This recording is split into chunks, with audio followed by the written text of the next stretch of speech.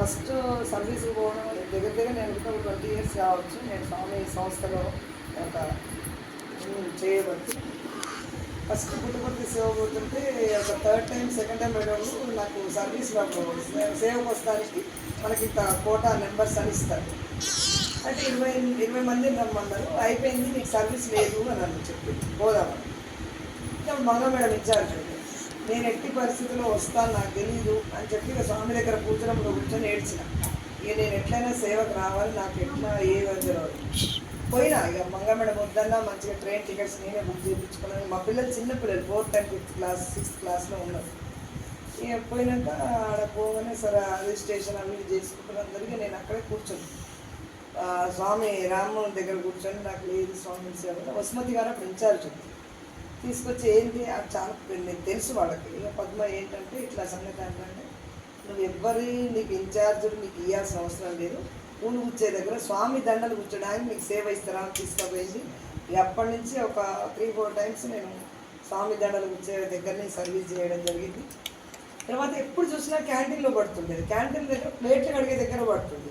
ఈ నల్గొండ వాళ్ళకు నేను ఇన్ఛార్జ్ అయిన తర్వాత నల్గొండ వాళ్ళకి మనకు వేరే క్యాంటీన్ తప్ప వేరేది ఉండదా, ప్లేట్లు కడగడమే మన పని ఎప్పుడు అని. ఏం చేస్తామో వాళ్ళు ఇచ్చింది కానీ స్వామి ఇచ్చింది మనం చేసుకోవాలి అని చెప్పినాం. ఇట్లా పాపం వీళ్ళందరూ బాగా చేసేవాళ్ళప్పుడు. తర్వాత నేను ఒకసారి సచ్చరిత్ర పారాయణం అక్కడ చేయాలని 9 రోజులు స్వామి వీళ్ళతో పనంతా చేయించేసి తర్వాత నేను ఆ బేకరీ దగ్గర ఒక లాన్లో కూర్చొని స్వామి చరిత్ర చదువుకునేదాన్ని. 9 రోజులు నేను అట్లా చదవాలి అని అనుకున్నా. అయిపోయిన తర్వాత లాస్ట్ రోజు ఇక స్వామి వస్తే బాగుండు, ఈరోజు స్వామి చరిత్ర పారాయణం అయిపోయింది కదా, వస్తే బాగుండు అనుకున్నా. అప్పుడే జస్ట్ అయిపోయింది. పిల్లలందరూ ఇట్లా తాడు పట్టుకొని అటు కొంతమంది ఇటు కొంతమంది ఉరికి వస్తున్నారు.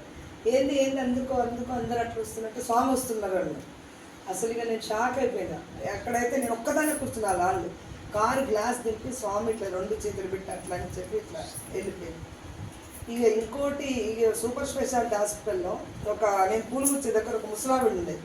ఆమెకి ఎవ్వరు లేరు, కొడుకులు లేరు, బిడ్డలు లేరు. ఆమె ఇంకో ముసలమ్మ దగ్గర సర్వీస్ చేస్తుంది. ఆమెకి ఏమైంది, యూరిన్లో బ్లడ్ వచ్చేస్తుంది బాగా. నన్ను ఏం చెప్పిండు, తీసుకెళ్ళాలి హాస్పిటల్కి. ఆమెను ఎవరు తీసుకెళ్తలేదు. ఈమె చచ్చిపోతే ఎట్లా, ఈమెకి ఎట్లా ఏమవుతుందంటే నాకు అసలు ఏమి తెలియలేదు. నేను పోతా అన్న.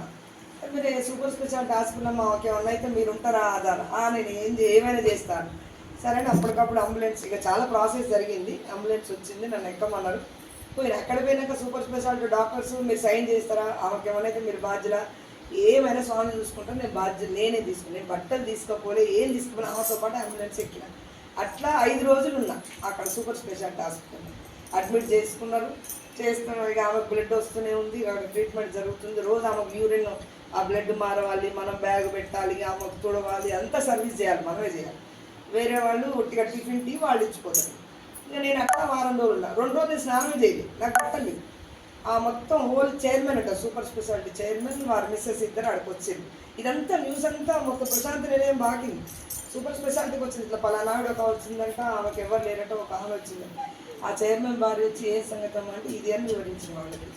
అసలు ఇక నన్ను చూసి వాళ్ళు షాక్ అయిపోయి, అసలు ఇది స్వామి నీకు ఇచ్చిన అవకాశం, నీకు బట్టను అప్పటికప్పుడు 2-3 చీరలు తెప్పించి నాకు అన్ని ఫెసిలిటీ ఇచ్చి ఒక ఏసీ రూమ్ నాకు ఇచ్చి ఫుడ్ ఒక మనిషి నాకు సేవకు పెట్టాను వాళ్ళు. అట్లా వారం రోజులు అక్కడ ఆమెకు తగ్గిపోయింది. తీసుకొచ్చి మళ్ళీ అక్కడ దింపి మళ్ళీ నేను 2 స్వామి దండలు ఇచ్చి సేవ చేసి వచ్చింది సార్.